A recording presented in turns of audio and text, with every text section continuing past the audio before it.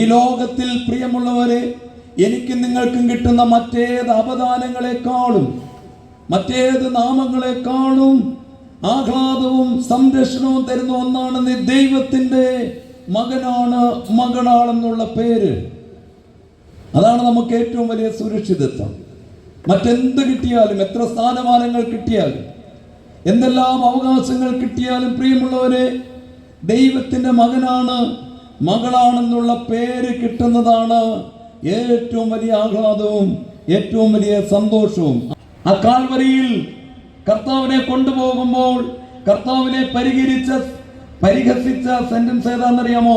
ഇസ്രയേലിന്റെ രാജാവ്. ഏറ്റവും കൂടുതൽ കളിയാക്കിയതാണ്. അതുകൊണ്ട് തന്നെ പിതാക്കന്മാർ പറയുന്നു, നീ സന്ധിയിലും പ്രഭാതത്തിലും എല്ലാം പ്രാർത്ഥിക്കുമ്പോൾ യേശുവിനെ എങ്ങനെ വിളിക്കണം? മശിഹ, രാജാവേ, രാജാതി രാജാവേ. അങ്ങനെ നീ വിളിക്കുമ്പോൾ ദൈവം നിന്നെ വിളിക്കും, എന്റെ വത്സലപുത്ര എന്ന് പറഞ്ഞാൽ സർവപ്രപഞ്ചത്തിന്റെയും നാഥനായി രാജാതി രാജാവും കർത്താതി കർത്താവുമായവന്റെ മകൻ എന്ന് പറഞ്ഞാൽ പവറാണ്. അതിനൊരു പവറുണ്ട്. യോഹന്നാൻ നമ്മളോട് പറയുകയാണ്, യോഹന്നാൻ ശ്ലീഹ പറയുകയാണ്, പ്രിയമുള്ളവരെ, യേശുവിൽ വിശ്വസിച്ചാൽ നിനക്കൊരു വലിയ ശക്തി കിട്ടുകയാണ്. എന്താണ് ശക്തി എന്നറിയാമോ? രാജാതി രാജാവിന്റെ മകനാകാനുള്ള അവസരം. മകനാകാനുള്ള അവസരം ഒറ്റ വഴിയേ ഉള്ളൂ, യേശുവിനെ വിശ്വസിക്കുക. ആരെ വിശ്വസിക്കുക? ഇവിടെ ഇരിക്കുന്ന ആരും തന്നെ യേശുവിൽ വിശ്വാസമില്ലാത്തവരല്ല. യേശുവിൽ വിശ്വാസമുണ്ട്, അല്ലാത്തവരാരും ഇവിടെ ഇരിപ്പില്ല. എന്നാൽ പ്രിയമുള്ളവരെ, വിശ്വാസത്തിന് തലങ്ങളുണ്ട്. വിശ്വാസത്തിന് തലങ്ങളുണ്ട്. എന്താണ് യഥാർത്ഥത്തിൽ വിശ്വാസം എന്ന് പറയാമോ? 2 കൊരിന്ത്യരുടെ പുസ്തകം 5-ാം അധ്യായത്തിൽ അതിന്റെ 7-ാം വാക്യത്തിൽ മോശയെ കുറിച്ചും പഴയ പിതാക്കന്മാരെ കുറിച്ചും ഒക്കെ ഓർമ്മിച്ചിട്ട് പൗലോസ് ശ്ലീഹ പറയുകയാണ്. 2 കൊരിന്ത്യരുടെ പുസ്തകം 5-ാം അധ്യായത്തിന്റെ 7-ാമത്തെ വാക്യത്തിൽ പറയുകയാണ്, അവർ നടന്നത് കാഴ്ചയാലെ അല്ല. പിന്നെ അവർ നടന്നത് എങ്ങനെയാണ്? നമുക്കറിയാം നന്നായിട്ട്. കാഴ്ചയാലെ അല്ല, വിശ്വാസത്താലെയാം. ഇല്ലേ? വീഴ്ചകൾ താഴ്ചകൾ വന്നിടും വേളയിൽ രക്ഷകൻ കൈകളിൽ. മോശ നടന്നത് കാഴ്ചയാലെ ആണെങ്കിൽ നടക്കാൻ പറ്റില്ലെന്ന് പരിശുദ്ധനായ പൗലോസ് ശ്ലീഹ പറയുകയാണ്. മുമ്പിൽ ചെങ്കടൽ ഇങ്ങനെ ആർത്തിരമ്പുകയാണ്, വഴിയില്ല. പുറകിലേക്ക് നോക്കുമ്പോൾ ഫറവോന്റെ സൈന്യം ഇതാ ആക്രോശത്തോടുകൂടി കടന്നു വരുന്നു. വഴിമുട്ടിയ മോശ പക്ഷെ നടന്നു എന്നാണ് പറയുന്നത്. മോശ നടന്നതിന്റെ കാര്യം എന്താണെന്നറിയാമോ? മോശയുടെ കാഴ്ചയല്ലായിരുന്നു അതിന്റെ ആധാരമായിരുന്നത്. മോശയ്ക്കൊരു വിശ്വാസം, രാജാതി രാജാവായവൻ ഈ ചെങ്കടലിൽ വഴിയുണ്ടാക്കും. അപ്പന്റെ മകനാണ്, അപ്പൻ കൈവിടില്ല എന്നുള്ള പ്രത്യാശ. പ്രിയമുള്ളവരെ, നമ്മളെ പോലെയല്ല അവർ. ഈ കാഴ്ചയാലല്ല നടന്നത്, വിശ്വാസത്തിന്റെ കണ്ണുകൊണ്ട് ചെങ്കടലിൽ വഴിയായവനെ കണ്ടു. മോശ ആരെ കണ്ടെന്നറിയാമോ? ഒരു യേശുവിനെ കണ്ടെന്നു. ഒരു യേശുവിനെ കണ്ടു. അതുകൊണ്ട് നിങ്ങൾക്കറിയാമോ, എബ്രായ ലേഖനം എഴുതുമ്പോൾ പൗലോസ് ശ്ലീഹ പറയുകയാണ്, എബ്രായ ലേഖനം 11-ാം അധ്യായത്തിന്റെ 25 മുതലുള്ള വാക്യത്തിൽ പരിശുദ്ധനായ പൗലോസ് ശ്ലീഹ പറയുകയാണ്, മോശയ്ക്ക് ഈ ലോകത്തിൽ വെച്ച് ഏറ്റവും വലിയ ഒരു ചാൻസ് കിട്ടിയ മനുഷ്യനാണ് ഇസ്രയേലിൽ വെച്ച്. എന്താണ് മോശയ്ക്ക് കിട്ടിയ ചാൻസ്?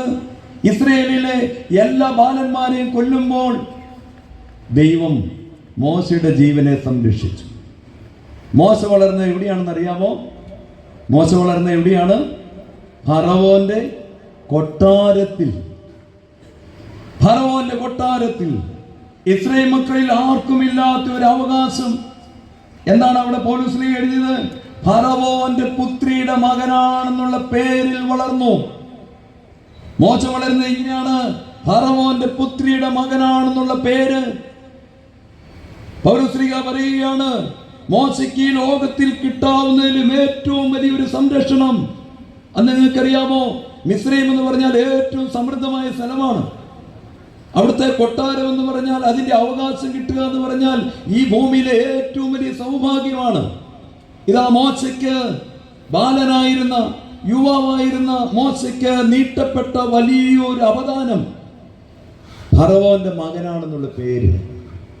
കർത്താവിനോട് എന്താ പറഞ്ഞത്?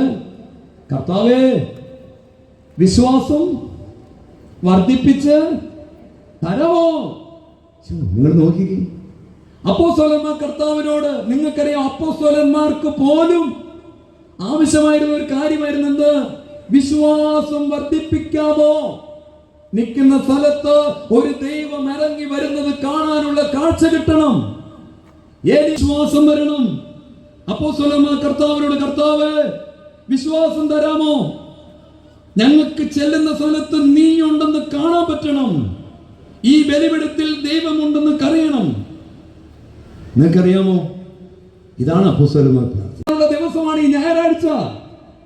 നീ പള്ളി വരണം, നീ നിൽക്കുന്ന സ്ഥലത്ത് വന്നിട്ട് പറയണം, അപ്പോ ഞാനിവിടെ എത്തിയിട്ടുണ്ട് കേട്ടോ. മതിയെന്ന് നീ അങ്ങനെ പറഞ്ഞോ, നിന്റെ ദൈവം നിനക്ക് വെളിപ്പെടും, നിനക്ക് കാഴ്ച കിട്ടും, നിന്റെ വിശ്വാസം ജ്വലിക്കും. വിശ്വാസമാണ് ദൈവത്തെ പ്രസാദിപ്പിക്കാനുള്ള ഒരേ വഴി, വേറെ വഴിയില്ല. അതുകൊണ്ട് വിശ്വാസം ജ്വലിക്കണം. ദൈവപ്രസാദം കിട്ടാൻ ഏത് പ്രവൃത്തിയാണ് നല്ലത്? യേശുവമ്പുരാൻ പറഞ്ഞ മറുപടി എന്താണെന്നറിയാമോ? നീതിമാൻ ആരുമില്ലടാ, ആരുമില്ല. നല്ലവനെന്ന പേര് ആർക്കുമില്ല. ഒരു യുവാവ് വന്നിട്ട് പറഞ്ഞു, നല്ലവനായ ഗുരു, യേശു ഒരു നിർവചനം പറഞ്ഞു, സ്വർഗസ്ഥനായ പിതാവത്രേ നല്ലവൻ, വേറെ ആരുമില്ല. ഈ നിൽക്കുന്ന ഞാനൊക്കെ എത്രയോ പാപികളാണ്. പ്രിയമുള്ളവരെ, നല്ലവരില്ല. അതുകൊണ്ട് പ്രവൃത്തി കൊണ്ടല്ല ദൈവത്തെ നീ പ്രസാദിപ്പിക്കേണ്ടത്. യേശുവമ്പുരാൻ പറഞ്ഞു, ദൈവത്തിന് പ്രസാദമുള്ള പ്രവൃത്തി ഏതാണെന്ന് അറിയാമോ? വിശ്വാസം. വിശ്വാസം. അതിന് ആരും ആയിക്കോട്ടെ. രണ്ട് ആദിവാസി പിള്ളേർ ഒരു പള്ളി കയറിപ്പോ വിശ്വസിച്ചു, ഇവിടെ ഒരു ദൈവമുണ്ട്, ഇവിടെ ഞങ്ങളെ കാണുന്ന ഒരു കർത്താവുണ്ട്. വിശ്വസിച്ചു. അവൻ വേറൊന്നും അറിയത്തില്ല.